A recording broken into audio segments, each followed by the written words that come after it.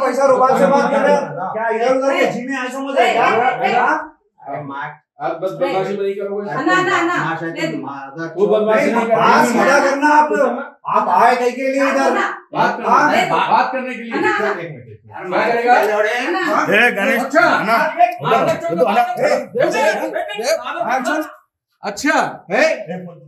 నమస్కారం అండి. ఇక ఈరోజు నా ప్రెస్ కాన్ఫరెన్స్ ఏమిటంటే కొన్ని అన్యాయాలు ల్యాండ్ని ప్రాపర్టీస్ పైన మన హీరా గ్రూప్ పైన ఒక 4 years నుంచి జరుగుతున్నాయన్నమాట. అందులో ఈ అన్యాయం గురించి ఈరోజు నేను ఎక్స్ప్లెయిన్ చేయాలనుకున్నాను అందరికీ. ఒక న్యూస్ వైరల్ అవుతూ ఉండాలి. ట్రస్ పాస్ చేసిన నవహీరా షేక్ అని చెప్పి న్యూస్లో వైరల్ అవుతూ ఉండాలి. అది టోటలు తప్పన్నమాట. నేను ఇంటి ఓనర్ని, లీగల్గా ఆల్ డాక్యుమెంట్స్ నా పేరు పైన ఉన్నాయి.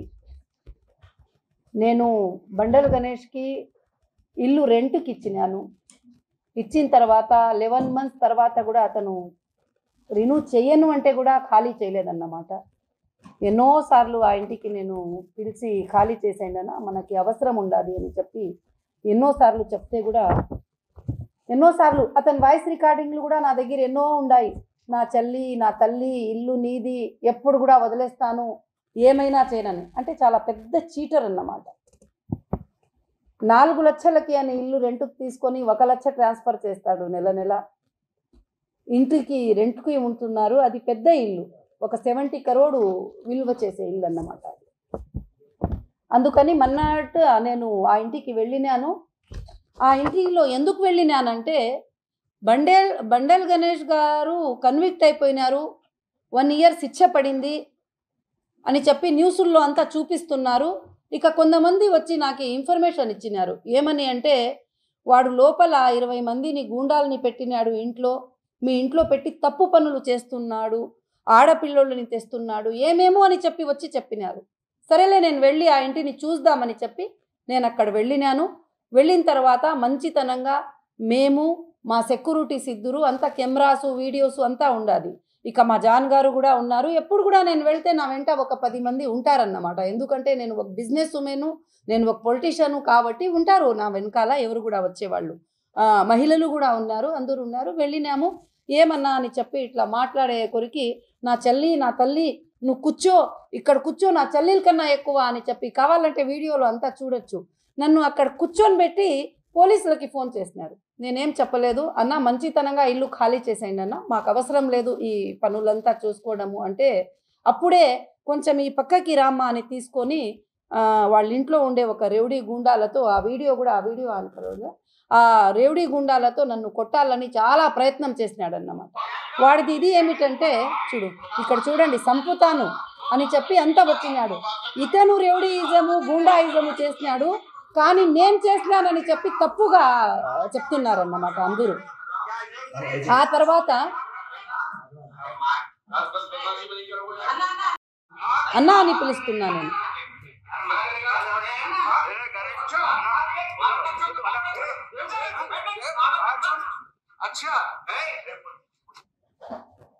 ఇట్లా అప్పటికి కూడా మొబైల్ నుంచి లాక్కున్నాడు అన్నమాట. ఇంకా పెద్దగా చేస్తున్నాడు గలాట.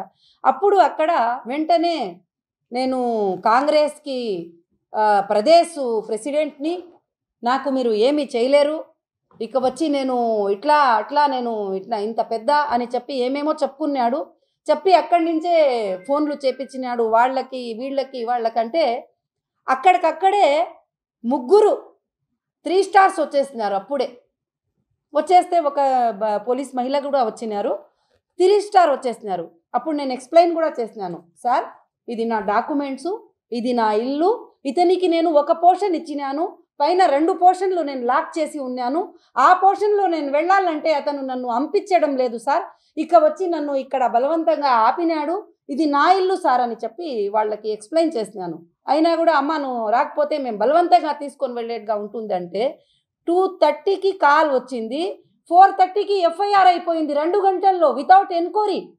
నన్ను పిలవలేదు, ఎన్క్వైరీ చేయలేదు, అడగలేదు, ఎఫ్ఐఆర్ కూడా అయిపోయింది 3 స్టీస్.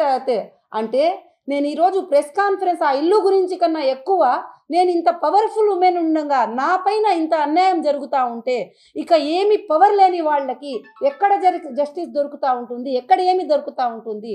అప్పుడు వచ్చి నేను ఇంటి ఓనర్ని నన్ను బయటకి తీసుకొని వచ్చేసి అతన్ని లోపల వదిలినారు. ఒక ల్యాండ్ గ్రాపర్ని, ఒక అన్యాయంగా ఉంటున్నాడు, అతని దగ్గర అగ్రిమెంటరీ లేదు, అతని దగ్గర కోర్టులో ఇంజెక్షన్ ఆర్డర్ తెచ్చుకున్నాడు, అది కూడా క్యాన్సిల్ అయిపోయింది. అంతా అయిపోయిన తర్వాత అతనికి లోపల పంపిస్తున్నారు, నన్ను చెప్తున్నారు ఇది. నేను పోయి సార్ మీరు కంప్లైంట్ తీసుకోండి సార్, ఇది చూడండి ఇట్లా క్రిమినల్గా బిహేవ్ చేస్తున్నారు నా పైన, నేను ఎవరిపైన చేయను, నేను అన్న అని పిలుస్తున్నాను. అప్పుడు కూడా ఇట్లా బాటలు ఎత్తుకొని కొట్టడానికి అంతా వచ్చినాడు సార్ అని చెప్తే ఇది సివిల్ మ్యాటర్ అమ్మా, ఇక్కడ ఇది కాదు, ఇది క్రిమినల్ కాదని. కానీ ఎవరు కానీ అన్యాయంగా ఉన్నాడో వాడైతే వాడికి అంటే ల్యాండ్ గ్రాపర్లకి అంతా పోలీస్ ఇట్లా ప్రొటెక్షన్ చేస్తే ఓనర్లు బయట అయిపోతారు, ల్యాండ్ గ్రాపర్లు రౌడీ సీటర్లు అంతా లోపల కూర్చుంటారన్నమాట. వాళ్ళకి చాలా ఫ్రీగా ఉంటుంది. అట్లాగే మాది ఎస్ఏ కాలనీలో కూడా మొన్న జరిగి ఉంటే అప్పుడు మేము పోయి హైకోర్టుకి రీచ్ అయినాము. ఇట్లా చేస్తున్నారు, అన్యాయంగా బీగాలు తీసుకొని వెళ్ళిపోవడము, అంటే కమిట్ అయిపోయి వాళ్ళకి సపోర్ట్ చేయడం, అన్యాయంగా ఉండే వాళ్ళని లీగల్ ఓనర్స్కి బయట తోసేయడము, ఇట్లా జరిగితే టోటల్గా అన్యాయం అవుతుందని ఈ ప్రెస్ కాన్ఫరెన్స్ కూడా నేను అదే పెట్టి చెప్పాలని ఉన్నా. అన్యాయము ఎప్పటికీ గెలవదు. ఇప్పుడు నమస్కారం అండి. ఇక ఈరోజు నా ప్రెస్ కాన్ఫరెన్స్ ఏమిటంటే కొన్ని అన్యాయాలు ల్యాండ్ని, ప్రాపర్టీస్ పైన, మన హీరా గ్రూప్ పైన ఒక 4 years నుంచి జరుగుతున్నాయన్నమాట. అందులో ఈ అన్యాయం గురించి ఈరోజు నేను ఎక్స్ప్లెయిన్ చేయాలనుకున్నాను అందరికీ. ఒక న్యూస్ వైరల్ అవుతూ ఉండదు, ట్రస్ పాస్ చేసిన నవహీరా షేక్ అని చెప్పి న్యూస్లో వైరల్ అవుతూ ఉండదు. అది టోటలు తప్పన్నమాట. నేను ఇంటి ఓనర్ని, లీగల్గా ఆల్ డాక్యుమెంట్స్ నా పేరు పైన ఉన్నాయి. నేను బండల్ గణేష్కి ఇల్లు రెంట్కి ఇచ్చినాను. ఇచ్చిన తర్వాత 11 months తర్వాత కూడా అతను రిన్యూ చేయను అంటే కూడా ఖాళీ చేయలేదన్నమాట. ఎన్నోసార్లు ఆ ఇంటికి నేను పిలిచి ఖాళీ చేసేయండి, మనకి అవసరం ఉండాలి అని చెప్పి ఎన్నోసార్లు చెప్తే కూడా ఎన్నోసార్లు అతని వాయిస్ రికార్డింగ్లు కూడా నా దగ్గర ఎన్నో ఉన్నాయి. నా చెల్లి, నా తల్లి, ఇల్లు నీది, ఎప్పుడు కూడా వదిలేస్తాను, ఏమైనా చేయనని. అంటే చాలా పెద్ద చీటర్ అన్నమాట. 4 లక్షలకి అని ఇల్లు రెంట్కి తీసుకొని 1 లక్ష ట్రాన్స్ఫర్ చేస్తాడు నెల. ఇంటికి రెంట్కి ఉంటున్నారు, అది పెద్ద ఇల్లు, ఒక 70 crore విలువ చేసే ఇల్లు అన్నమాట.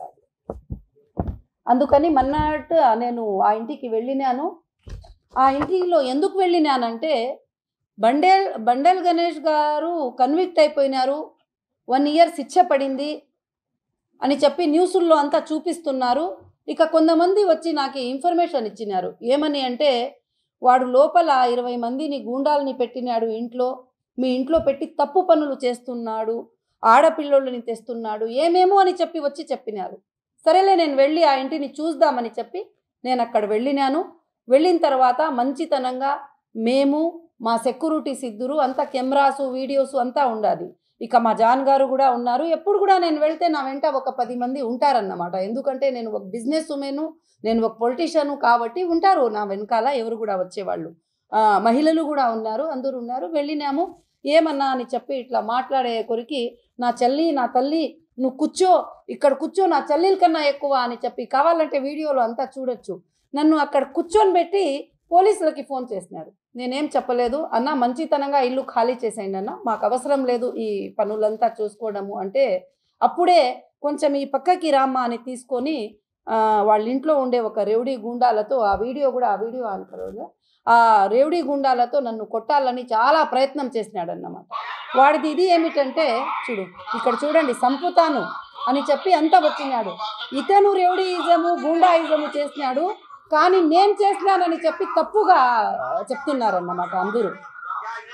ఆ తర్వాత